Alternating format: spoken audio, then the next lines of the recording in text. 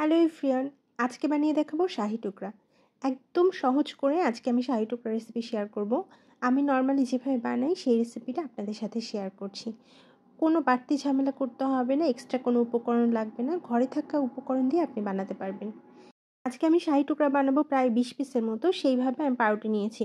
প্রথমে পাউরুটি স্লাইসের এই 4 সাইডের লাল অংশগুলোকে কেটে নিতে হবে, কারণ এগুলো ভাজার পর শক্ত হয়ে যায়, যার কারণে শাহি টুকরাটা কিন্তু খেতে ভালো লাগে না। এখন পাউরুটি স্লাইসগুলোকে ঠিক মাঝে বরাবর এইভাবে কাটবো, মানে স্যান্ডউইচের শেপ যেরকম হয় সেই রকম শেপ করে পাউরুটিগুলো কেটে নিয়েছি। পাউরুটিগুলোকে ভেজে নেবে, এই জন্য ফ্রাইং প্যানে একটু বেশি পরিমাণে তেল, তার মধ্যে 2 টেবিল চামচ ঘি দিয়ে ভালোভাবে গরম করে নিয়েছি। আর চুলার আঁচটা বাড়িয়ে দিয়ে পাউরুটিগুলোকে আমি ভেজে নেব। পাউরুটি কিন্তু খুব দ্রুত তেল টেনে নেয়, যার কারণে হালকা আঁচে ভাজা যাবে না। চুলার আঁচ বাড়িয়ে দিয়ে পাউরুটিগুলোকে ঠিক এইরকম একটু গোল্ডেন ব্রাউন কালার করে ভেজে উঠিয়ে নেব। অনেক বেশি সময় লাগবে না, খুব অল্প টাইমে দেখা যাবে পাউরুটিগুলো ভাজা হয়। আর পাউরুটি ভাজতে কিন্তু তেলের পরিমাণটা একটু বেশি লাগে। আপনি চাইলে শাহি টুকরাটা শুধুমাত্র ঘি দিয়েও ভেজে নিতে পারেন।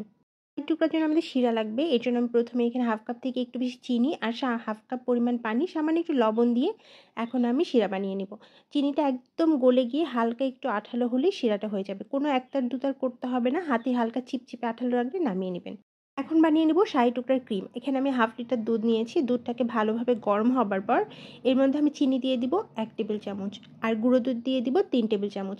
এখানে চিনির পরিমাণটা খুবই কম দেব, যেহেতু এই ক্রিমটা খুব বেশি মিষ্টি হলে শাহি টুকরা খেতে একদমই ভালো লাগে না।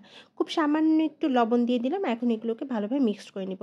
আর হ্যাঁ, মিষ্টিটা যদি পরবর্তীতে কম হয় সেক্ষেত্রে আমি টেস্ট করে আবারও দেব। একটু এইভাবে চেপে চেপে দিচ্ছি যেন দুধগুলো ভালোভাবে মিক্সড হয়ে যায়। একটা বলক আসা পর্যন্ত ওয়েট করব। হাফ লিটার দুধ দিয়ে কিন্তু আপনি অনেকগুলো ক্রিম বানাতে পারবেন। এই জন্য আপনি যেটা করবেন, এখানে হাফ কাপ ঠান্ডা দুধের মধ্যে 2 চা চামচ কাস্টার্ড পাউডার দিয়ে ভালোভাবে মিক্সড করে নেবেন। আর যদি কাস্টার্ড পাউডার না থাকে 2 চা চামচ কর্নফ্লাওয়ার, সামান্য একটু ভ্যানিলা এসেন্স আর ইয়েলো ফুড কালার খুব সামান্য পরিমাণে দিয়ে মিক্সড করে নিয়ে দিয়ে দিলেও কিন্তু হয়ে যাবে। মিক্সড করা হয়ে গেছে, এখন এগুলো আমি দুধের মধ্যে দিয়ে দিব। মিষ্টি কিছুটা কম হয়েছে, যার কারণে আরও 1 টেবিল চামচ চিনি দিয়ে দিলাম। এখন এগুলো সব দুধের মধ্যে দিয়ে অনবরত নাড়াচাড়া করতে হবে। এই পর্যায়ে কিন্তু নাড়াটা বন্ধ করা যাবে না, তাহলে কিন্তু কর্নফ্লাওয়ার দলা পেকে যাবে। একটু সময় ধরে কিছুক্ষণ নাড়াচাড়া করলেই দেখা যাবে এটা অনেকটাই ভারী হয়ে এসেছে। 10 থেকে 15 মিনিটের মতো রান্না করব, তাহলে দেখা যাবে এটা খুব সুন্দরভাবে রান্না হয় আর এরকম একটু ভারী টেক্সচার চলে এসেছে। অনেক বেশি ভারী না, আবার অনেক বেশি পাতলাও হবে না কিন্তু। আর এটা ঠান্ডা হওয়ার পর কিন্তু আরও অনেকটাই ভারী হবে, যার কারণে ভিডিওতে আমি যেমন দেখেছি ঠিক এই কনসিস্টেন্সিতে আপনি নামিয়ে নেবেন। এতে করে সুন্দর একটা ক্রিমের টেক্সচার পাবেন। টুকরা কিভাবে সার্ভ করতে হয় সেটাও আজকে আপনাদের সাথে শেয়ার করছি। ভেজে রাখা পাউরুটিগুলো এইভাবে চিনির শিরায় ডিপ করে নিব। কয়েক সেকেন্ড মাত্র রাখবো, খুব বেশি সময় রাখবো না, এতে করে কিন্তু পাউরুটির ক্রিসপিনেসটা একদম নষ্ট হয়ে যাবে। কয়েক সেকেন্ড রেখে শিরা থেকে উঠে এক্সট্রা শিরা ঝেড়ে আমি প্লেটে দিয়ে দিব। বেশি সময় রাখতে হয় না, মানে কয়েকটা সেকেন্ড রাখলে দেখা যায় কি পাউরুটির মধ্যে খুব সুন্দরভাবে শিরাটা চলে যায়।